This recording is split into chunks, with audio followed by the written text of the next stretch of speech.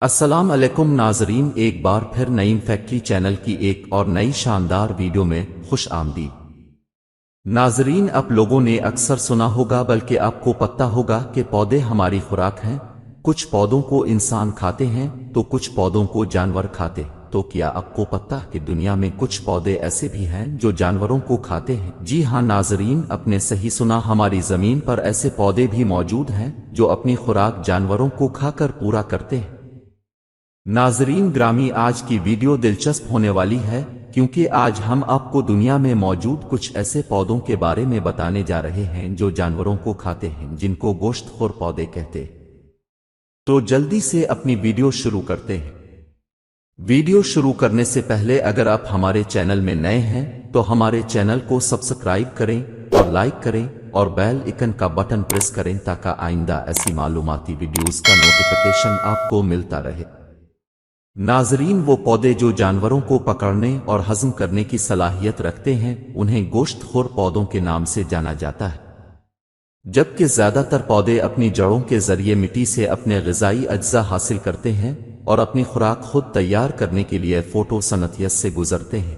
گوشت خور پودوں نے ایسے ماحول میں ڈھل لیا ہے جہاں مٹی میں کچھ غذائی اجزاء کی کمی ہوتی ہے، جیسے نائٹروجن، فاسفورس اور پوٹاشیم۔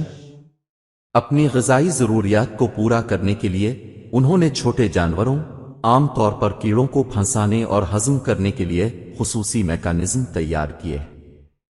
گوشت خور پودوں نے غذائیت سے محروم ماحول میں پھلنے پھولنے کے لیے ان خصوصی موافقت کو تیار کیا ہے۔ تاہم یہ بات قابل غور ہے کہ زیادہ تر گوشت خور پودے اپنے شکار کے طور پر بنیادی طور پر حشرات، الرز اور دیگر چھوٹے غیر فقرے پر انحصار کرتے ہیں اور بڑے جانوروں کو پکڑنے کے قابل نہیں ہوتے۔ ایک وینس فلائی ٹراپ۔ ناظرین، یہ پودے جنوب مشرقی ریاستہائے متحدہ میں پائے جاتے ہیں۔ اس پودے کے پتے بدل گئے ہیں جو کھلے من سے ملتے جلتے ہیں۔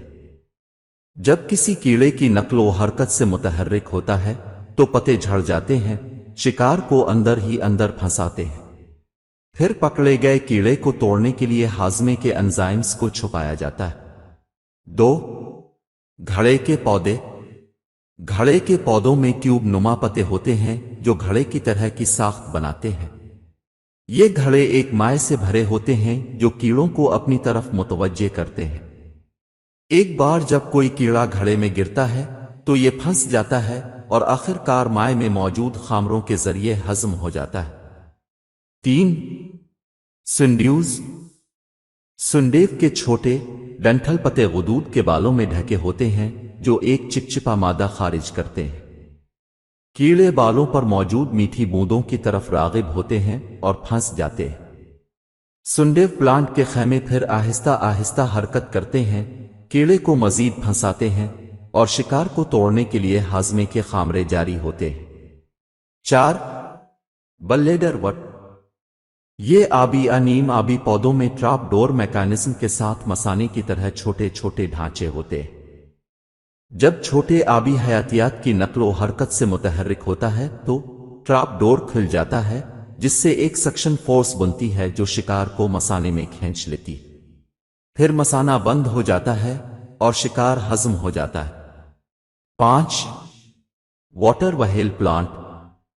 اس آبی گوشت خور پودے میں چھوٹے کلابے والے پھندے ہوتے ہیں جو پانی کی سطح پر تیرتے ہیں۔